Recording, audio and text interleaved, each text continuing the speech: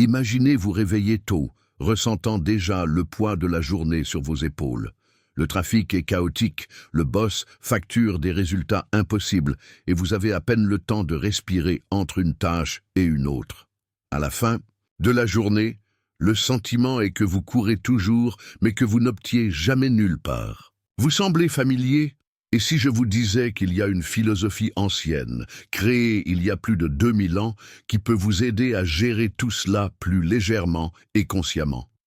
Cette philosophie est le stoïcisme, et l'un de ses plus grands représentants était Sénéca, un philosophe romain qui vivait à une époque aussi turbulente que la nôtre. Dans cette vidéo, nous explorerons 15 leçons de fièvre pour l'autotémoignage, montrant comment vous pouvez appliquer ces enseignements pour transformer les défis en opportunités de croissance personnelle.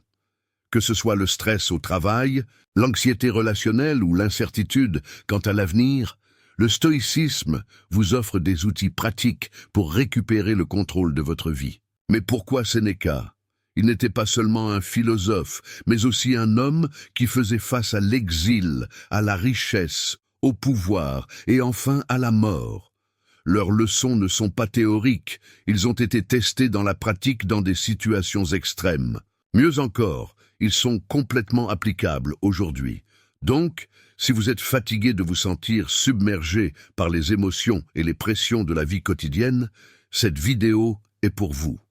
Découvrons comment les enseignements de Sénéca peuvent vous aider à vivre une vie plus équilibrée, concentrée et importante. Prêt à commencer? Allons-y!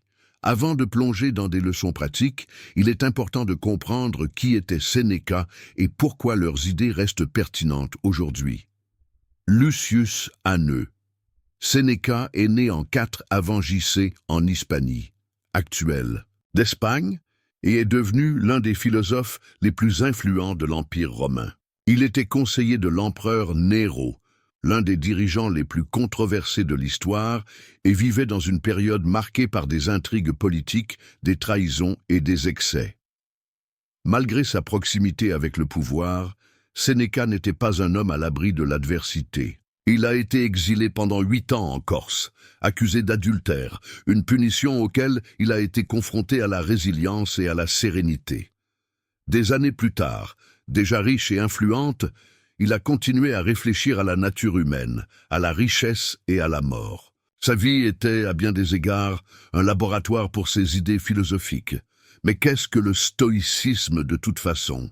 En un mot, c'est une philosophie qui apprend à vivre en harmonie avec la nature et à accepter ce que nous ne pouvons pas contrôler.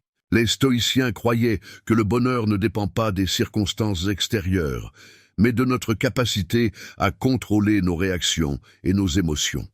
Pour eux, la vraie liberté est en contrôle de soi. Les 3 piliers du stoïcisme sont admission de soi, la capacité de gouverner nos émotions et nos désirs. Résilience, la force de faire face à l'adversité sans perdre sa sérénité. Concentrez-vous sur ce que nous pouvons contrôler. La sagesse de distinguer ce qui est et ce qui n'est pas en notre pouvoir. Ces principes peuvent sembler simples, mais ils sont profondément transformateurs lorsqu'ils sont appliqués quotidiennement. Imaginez, par exemple, comment ce serait de faire face à une discussion à l'œuvre sans perdre son calme, ni faire face à une crise financière sans être submergé par le désespoir. C'est ce que propose le stoïcisme, outil pour naviguer dans les tempêtes de la vie avec plus de clarté et d'équilibre. Et pourquoi est-ce si pertinent aujourd'hui? Nous vivons à une époque d'excès, des informations excessives, des attentes, des comparaisons. Les réseaux sociaux nous montrent constamment ce que nous n'avons pas, et la pression du succès et du bonheur peut être écrasante. Le stoïcisme, avec ses leçons intemporelles, nous aide à trouver la paix au milieu du chaos, en se concentrant sur ce qui compte vraiment. Maintenant que vous en savez un peu plus sur Sénéca et le stoïcisme, il est temps de plonger dans les 15 leçons pratiques qu'il nous a quittées. Allons-nous commencer? Leçon 1. Acceptez ce que vous ne pouvez pas contrôler. L'une des leçons les plus puissantes de Sénéca est l'idée que tout n'est pas sous notre contrôle. Il a enseigné que la frustration et l'anxiété surgissent lorsque nous essayons de contrôler les incontrôlables, comme le trafic, le climat ou les actions des autres. Au lieu de combattre ces situations, Sénéca propose de les accepter avec sérénité. Imaginez que vous êtes coincé dans la circulation, en retard pour une réunion importante. Au lieu de ennuyer et de maudire le conducteur avant, vous pouvez prendre une profonde inspiration et penser « c'est hors de mon contrôle. Que puis-je faire maintenant ?» Vous pouvez utiliser cette foi pour entendre un podcast inspirant ou réfléchir à votre journée. L'acceptation ne signifie pas la passivité, mais le choix de ne pas gaspiller de l'énergie avec ce qui ne peut pas changer. Sénéca a résumé cela brillamment. Accepter ce qui se passe est la première étape pour surmonter les conséquences. Lorsque vous pratiquez cette leçon, vous vous rendez compte que beaucoup de vos préoccupations s'évaporent simplement. Leçon 2.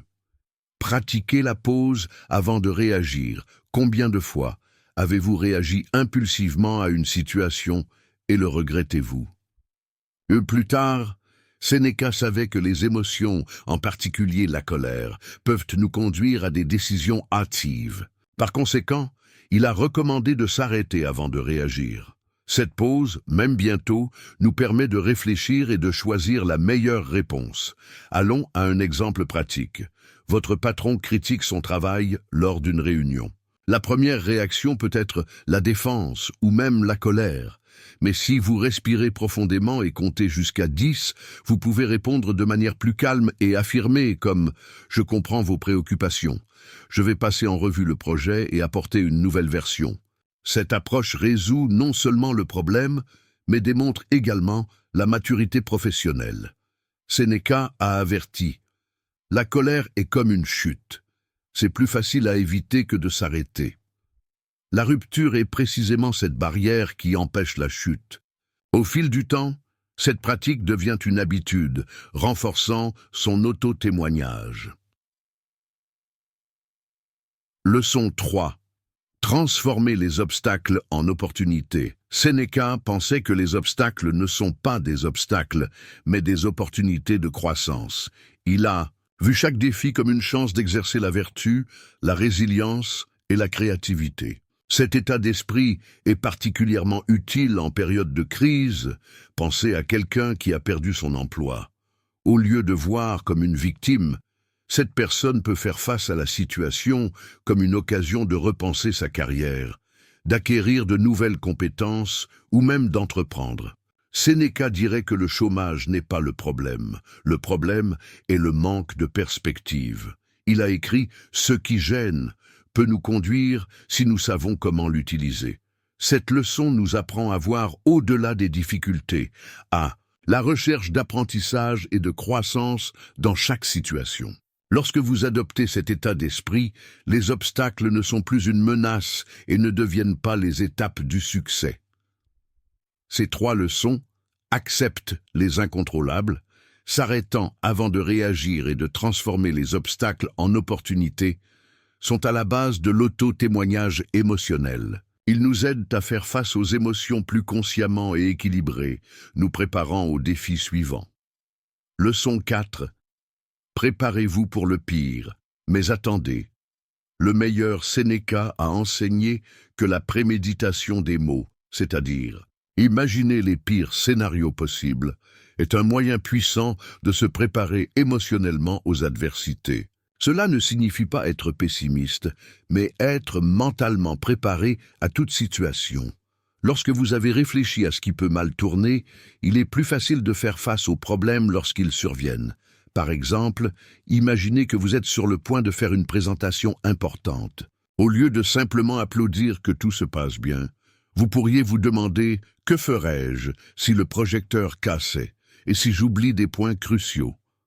En préparant ces possibilités, vous réduisez l'anxiété et accroître la confiance. Sénéca a résumé cela avec la phrase « La préméditation des mots nous rend plus forts ».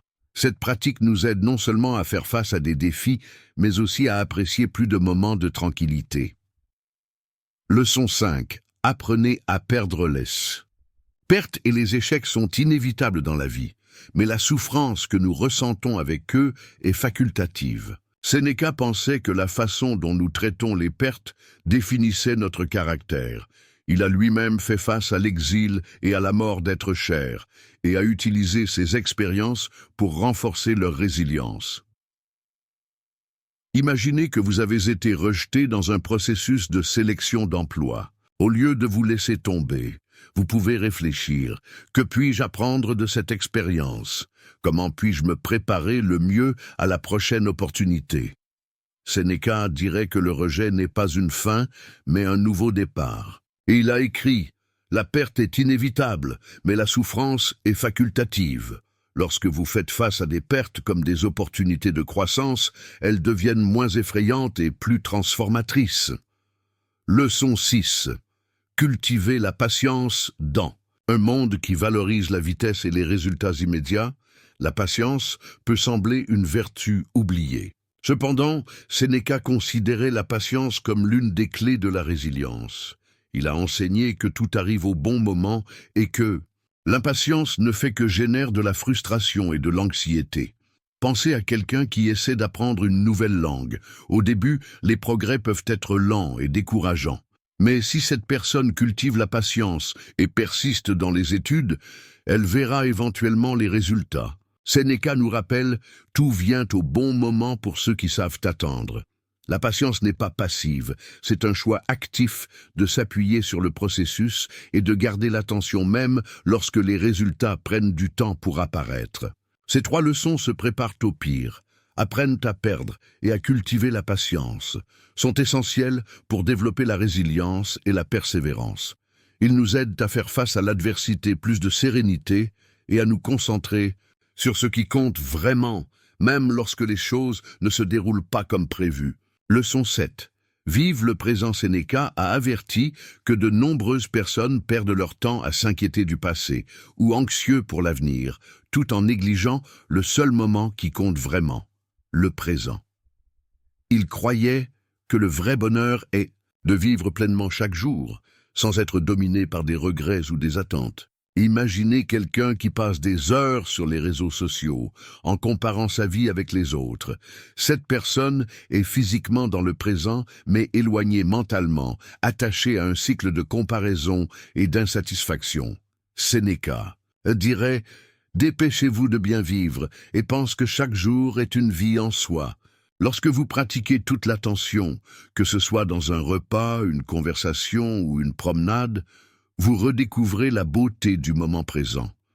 Cette leçon nous apprend à apprécier le maintenant, car c'est que la vie se produit vraiment. Leçon 8. Définissez vos priorités dans un monde plein de distractions. Il est facile de se concentrer sur ce qui compte vraiment.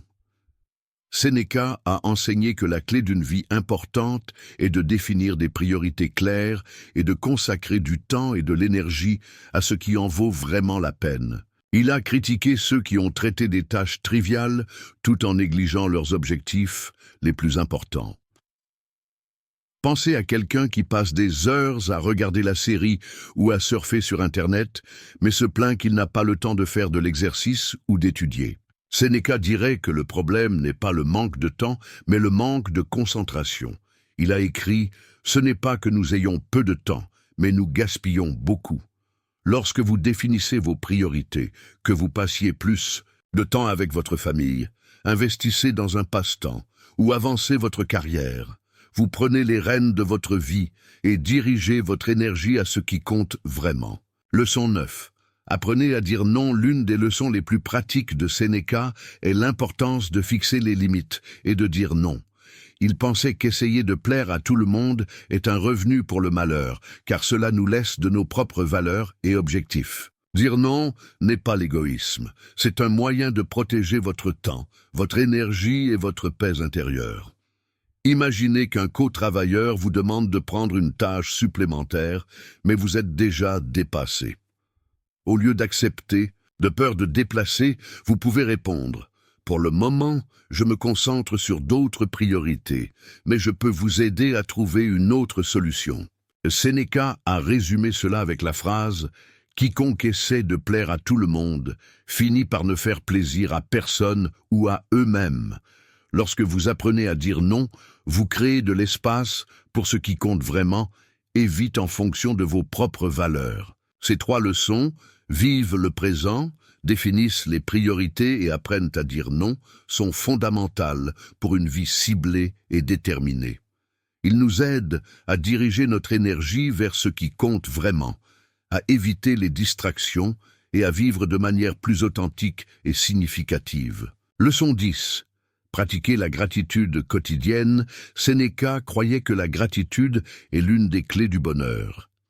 Il a enseigné qu'en reconnaissant et en appréciant ce que nous avons déjà, nous cultivons un sentiment de contentement et de paix intérieure. La gratitude nous aide à nous concentrer sur le positif, même au milieu des difficultés. Imaginez commencer la journée en écrivant 3 choses que vous êtes reconnaissant. Cela peut être simple, comme une bonne nuit de sommeil, un café chaud ou un cher câlin. Cette pratique, connue sous le nom de journal de gratitude, nous aide à changer notre perspective et à apprécier les petites choses de la vie.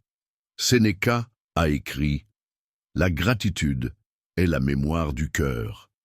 Lorsque vous pratiquez la gratitude quotidiennement, vous entraînez votre esprit pour voir la beauté et l'abondance qui existent déjà dans votre vie. Leçon 11. Valuez ce que vous avez dans une société qui nous encourage à toujours vouloir plus.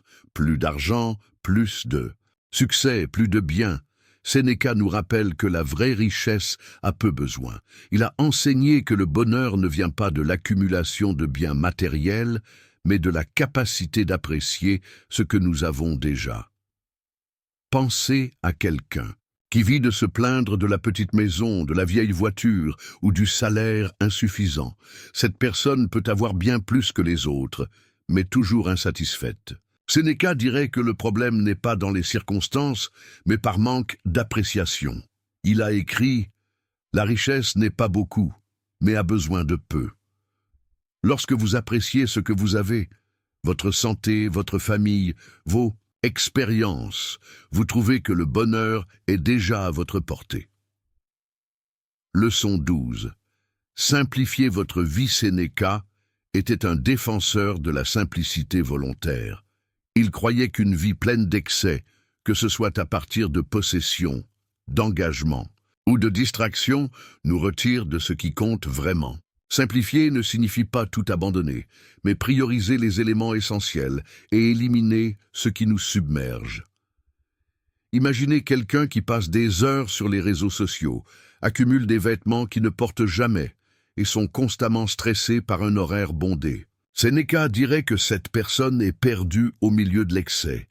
Il a écrit « La simplicité est le dernier degré de sophistication ». Lorsque vous simplifiez votre vie, soit en réduisant la consommation, en limitant le temps sur les réseaux sociaux ou en disant aucun engagement inutile, vous créez de la place pour ce qui compte vraiment, des relations significatives, des moments de paix et de croissance personnelle. Ces 3 leçons, pratiquer la gratitude, apprécier ce que nous avons et simplifier la vie, nous aider à trouver la paix et le contentement dans un monde plein de distractions et d'excès. Il nous rappelle que le bonheur n'est pas ce que nous accumulons, mais dans la façon dont nous vivons et apprécions la vie. Leçon 13. Connaissez-vous. Sénéca pensait que la connaissance de soi est la base d'une vie vertueuse et importante. Il a appris à maîtriser nos émotions et à prendre des décisions alignées sur nos valeurs. Nous devons d'abord nous comprendre profondément. Cela implique de réfléchir sur nos motivations, nos peurs et nos modèles de comportement. Imaginez quelqu'un qui réagit toujours avec l'irritation lorsqu'il est critiqué. Au lieu de simplement blâmer les autres, cette personne peut se demander « Pourquoi cela me dérange-t-il autant? Qu'est-ce que cela révèle sur moi ?» Sénéca dirait que cette réflexion est essentielle à la croissance personnelle. Il a écrit « Vous vous connaissez et vous connaissez l'univers ». Lorsque vous vous connaissez, vous devenez plus conscient de vos choix et plus capable de vivre selon vos principes. Leçon 14. Apprenez des erreurs. Pour Sénéca, les erreurs ne sont pas des échecs, mais des opportunités d'apprentissage. Il pensait que chaque échec nous apporte de précieuses leçons, tant que nous sommes prêts à les réfléchir et à changer notre comportement. Selon lui, la vraie folie est de persister dans l'erreur sans chercher à s'améliorer. Pensez à quelqu'un qui a fait une erreur au travail et a été réprimandé par le patron. Au lieu de se sentir humilié et d'abandonner, cette personne peut réfléchir « Que puis-je apprendre de cette situation ? Comment puis-je éviter de faire la même erreur à l'avenir ?» Sénéca a résumé cela avec la phrase « Missing est humain, persistant dans l'erreur est stupide ». Lorsque vous faites face à des erreurs en tant qu'enseignant, vous transformez chaque échec en une étape de croissance. Leçon 15. Cultiver la vertu avant tout. Sénéca via la vertu, qu'il a définie comme la pratique de la sagesse, du courage, de la justice et de la modération, comme le plus grand bien qu'un être humain puisse atteindre. Il pensait que, quelles que soient les circonstances extérieures, le vrai bonheur était de vivre selon ses principes. Imaginez quelqu'un qui fait face à une situation difficile, comme la perte d'un emploi. Au lieu d'agir avec désespoir ou malhonnêteté, cette personne choisit d'agir avec intégrité, à la recherche de nouvelles opportunités d'une manière éthique et respectueuse. Sénéca dirait que ce choix reflète la vraie vertu. Il a écrit « La vertu est la seule richesse que personne ne peut vous prendre ». Lorsque vous cultivez la vertu, vous vivez une vie alignée sur vos valeurs les plus profondes, quels que soient les défis auxquels vous êtes confrontés. Ces 3 leçons, connaissez-vous, apprenez des erreurs et cultivez la vertu, sont l'essence de la croissance personnelle selon Sénéca. Ils nous aident à vivre plus consciemment, de manière résiliente et alignée avec nos valeurs, transformant les défis en possibilités d'évolution. Tout au long de cette vidéo, nous avons exploré 15 leçons de Sénéca à l'auto-témoignage, montrant comment les enseignements de ce philosophe stoïque peuvent nous aider à faire face aux défis de la vie moderne avec plus de sérénité, de résilience et de but. Du contrôle émotionnel à la pratique de la gratitude et de la vertu, chaque leçon nous offre des outils pratiques pour transformer l'adversité en opportunité de croissance. Le principal avantage de ces leçons est la capacité de transformer les défis en opportunités, vous permettant de vivre une vie plus équilibrée, ciblée et importante. Sénéca nous a appris que le vrai bonheur n'est pas dans les circonstances extérieures, mais dans la façon dont nous les traitons. Lorsque vous pratiquez l'autocontrôle, la résilience et la gratitude, vous récupérez le contrôle de votre vie et trouvez la paix même au milieu du chaos. Maintenant, c'est à votre tour de mettre ces leçons en pratique. Quelle a été la leçon qui a le plus résonné avec vous? Laissez dans les commentaires que l'enseignement de Sénéca vous appliquerez dans votre vie quotidienne. Partagez également cette vidéo avec quelqu'un qui peut bénéficier de ces idées. Et si vous souhaitez approfondir encore plus, j'ai laissé un matériel complémentaire disponible pour le téléchargement, un e-book avec 15 leçons Sénéca. Abonnez-vous simplement à la chaîne ou laissez un commentaire pour accéder. N'oubliez pas, la vie est longue si vous savez comment l'utiliser. Sénéca, merci d'avoir regardé et jusqu'à la prochaine vidéo.